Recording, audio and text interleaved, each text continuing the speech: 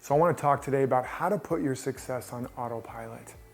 And this is a really powerful principle and process that has radically changed my life and allowed me to really put my attention on living rather than struggling and striving. And it's basically based on, see, I've got good language here, but it's based on a process I call the LIFT practice, which stands for living in the feeling tone. And what it is that, as I've talked about in many areas, life is energy, life is vibration, life is music. It's a universe. That means one song. So everything around you in your experience is an expression of a signal, of a vibration, of a frequency. And just like the seed needs certain conditions for it to emerge, the conditions you need for the full emergence of your potential are vibrational, they're energetic, and your thoughts, your words, your environment, the people, places, things in it, all activate a certain vibration in you. They activate what I call your soul signature vibration, which is really the vibration of your ultimate vision. So in order to put your success on autopilot, you have to create a way of life that is congruent to the life you want to live. It doesn't mean if you want to be a millionaire, you have to have $1 million.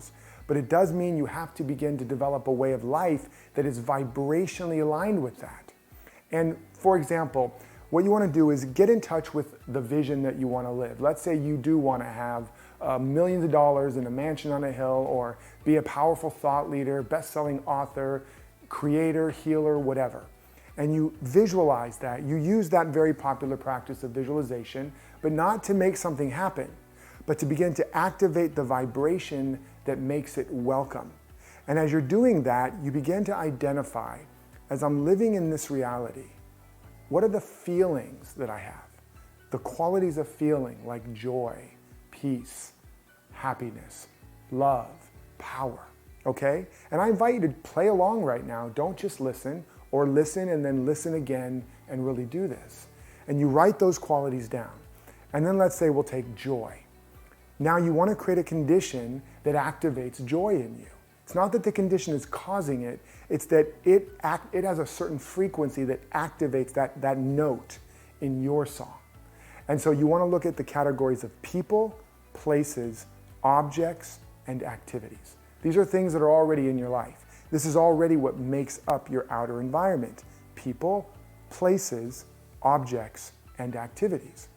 Now what you want to begin to do is, let's say it's joy, you want to think, who are the people in my past that activated joy that I'm not spending as much time or any time with? Who are the people currently that I want to spend time with, but I'm not spending time with? Who are the people in the world that I admire, that inspire joy in me? So it could be a book, it could be a movie, it could be an audio, it could be a friend, a loved one, a family member. It could be a type of person, like inspired people, entrepreneurial people, religious people, spiritual people. So it's a kind of people, or it's a specific person. And it's not in your life at the level you'd want it, otherwise it would already be activating that quality fully. And you've got a story around why. I don't have the time, I don't have the energy, I don't have the money, it's too late, it's too soon, I'm too much, I'm not enough, right? So you want to write down those people that activate that quality, joy. Then you want to look at places. What are the places that I've been in before that I'm not in at all or as much that activated that quality of joy? What are the places that I want to be in, but I'm not doing it? Again, time, money, energy, support, whatever. And you want to write those down. Now, a place can be a place in your home, it could be a place in your yard, it could be a place in your town, or a place in the world.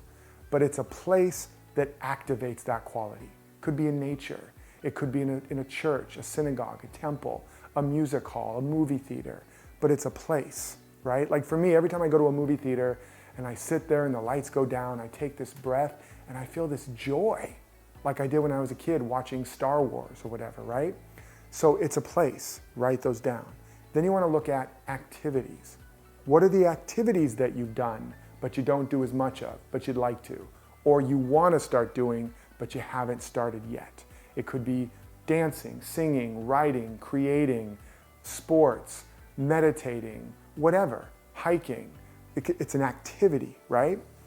You want to write those down. And then finally, what are the objects? These are objects of the senses: sights, sounds, tastes, smells, textures even.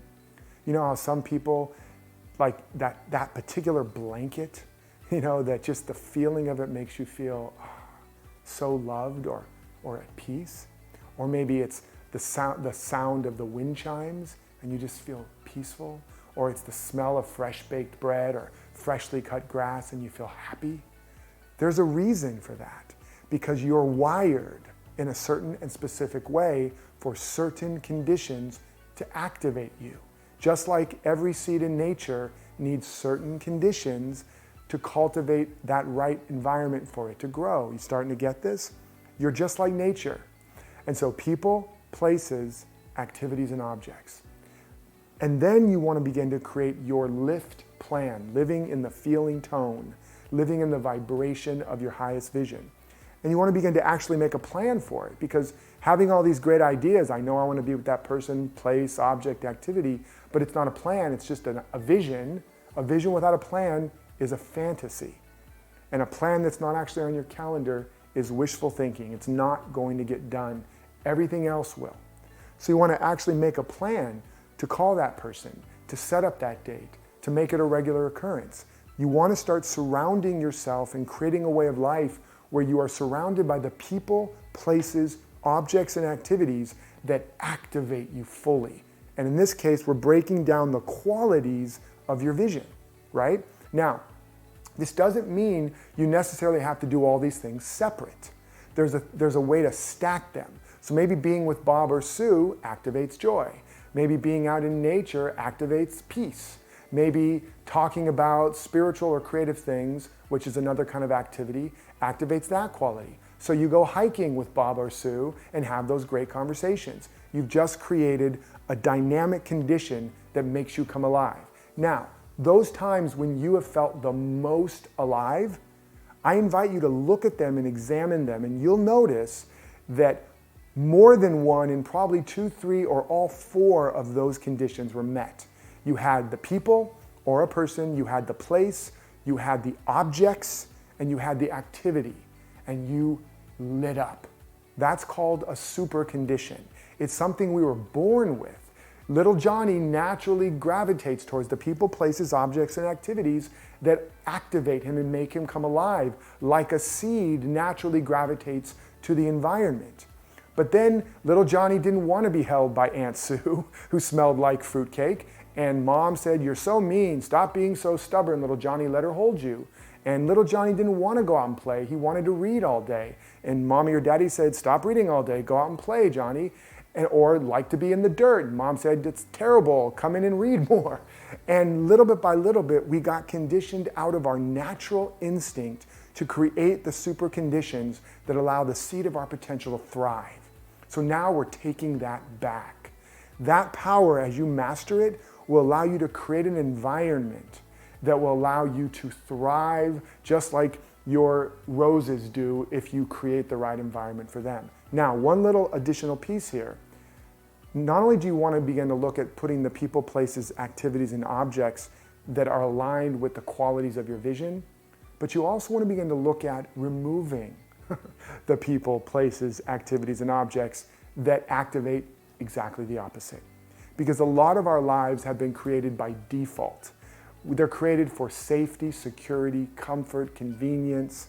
They're based on fear, lack, limitation. And so we have relationships that degrade us, that diminish us, that drain us. We have activities that we think we have to do that drain us, that diminish us. We have things around us. We're listening to news, we're gossiping, we're talking about how bad things are. All these things that we've got into habits and created a way of life that are exactly not aligned with us. It's like we want to be on station KGOD, K-God or K-Joy, but we've created a life that tunes us into killjoy, all right? And they're singing the blues all day long. So now you get to take it back. Now you get to create a way of life in a very practical practice. And so I invite you to do this. Get clear on the life you want to live as best you can. Visualize it, feel the qualities, write them down, and then begin to articulate the people, places, objects, and activities that activate that quality. Make a real plan, put it on your calendar, and watch as the garden of your life starts to blossom and the weeds start to die away. I hope this is inspiring you. Please share more with me, and if you want more, you can just click below, get more support in really creating the life of your dreams, the life you desire and ultimately deserve. I can't wait to watch what emerges for you when you do this. And until next time, live authentically, love unconditionally, and follow your destiny.